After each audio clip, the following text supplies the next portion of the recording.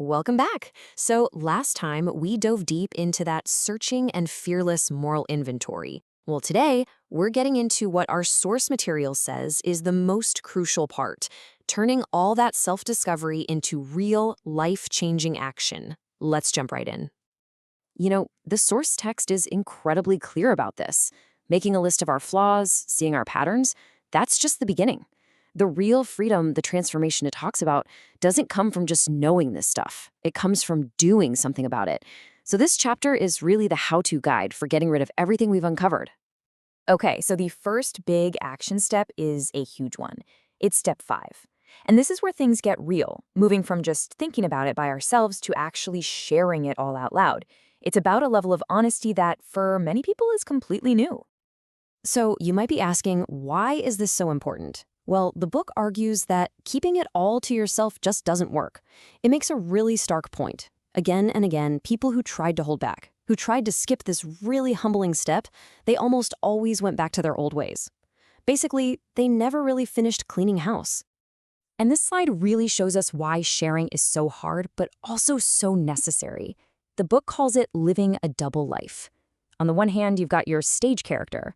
That's the mask we wear, the person we want the world to see. But behind it is the inner reality, packed with all the secrets, fears, and stuff we're ashamed of.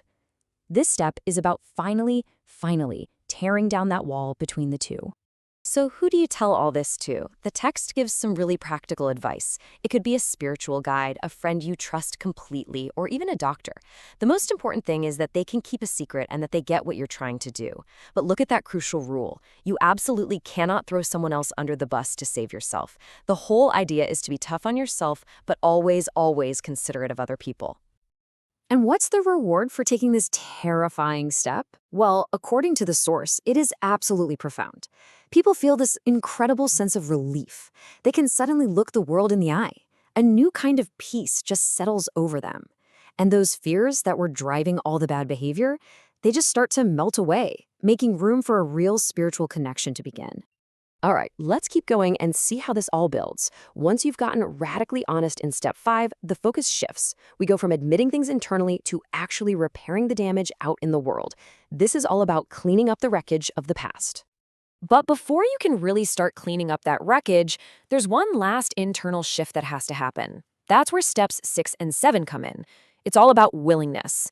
Step 6 is about getting ready to let this stuff go, and step 7 is the actual moment you ask for it to be removed. The book says this willingness is, and I quote, indispensable. You just can't skip it. And you know what? The text suggests a really simple prayer for this moment. It's not some complex theological thing.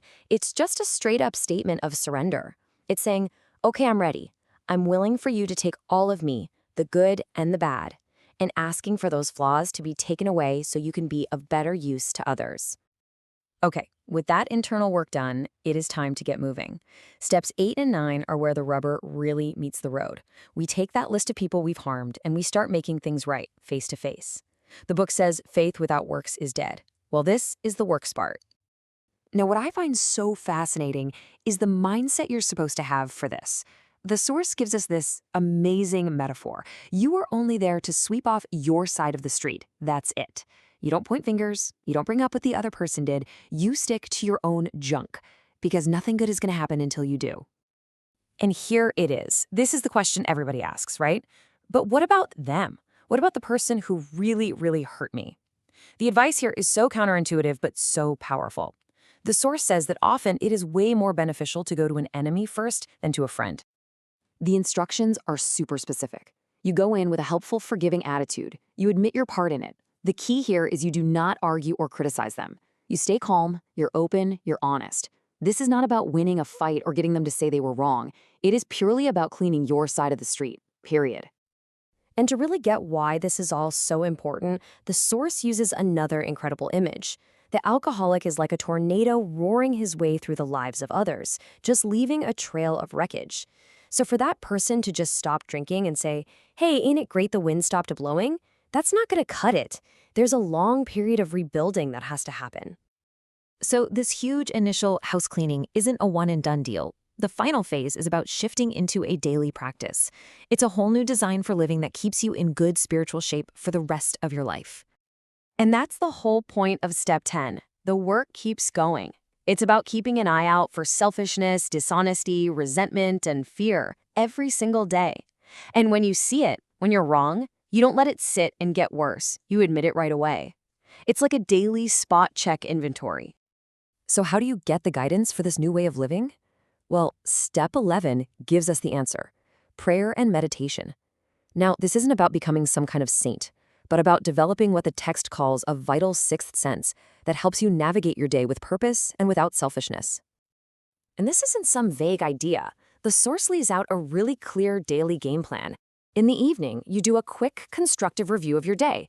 In the morning, you take a quiet moment to ask for guidance for the next 24 hours. And then, all day long, whenever you feel upset or unsure, you just pause and ask for the right next step. It's a simple, disciplined, and really effective approach. So after all this work, the deep dive inventory, the radical honesty, cleaning up the past, and this new daily practice, what's the result? Well, the book ends this whole section with what are famously known as the promises, a description of the incredible transformation that happens. First up, a total shift in your state of being. The source says you're going to experience a new freedom and a new happiness. Not just getting rid of the bad stuff, but the actual arrival of real joy. That whole internal story you've been telling yourself starts to change. That awful, nagging feeling of being useless, that constant self-pity, the book says it will just disappear. In its place, you start to actually care about other people and find a new sense of purpose. The promises also go right after our biggest fears, that constant, grinding fear of what people think, of not having enough money, all the stuff that drives so much bad behavior. It starts to lose its grip on us. And finally, this is what the source calls the ultimate payoff. A moment comes when you suddenly get it. You realize that a higher power is accomplishing for you what you could never, ever do on your own. It's that moment the obsession is finally gone and a new life really starts. The source knows what you might be thinking. It even asks the question for us. Are these extravagant promises? And the answer it gives is so simple, so direct, and it just leaves you to think about it. It says, we think not.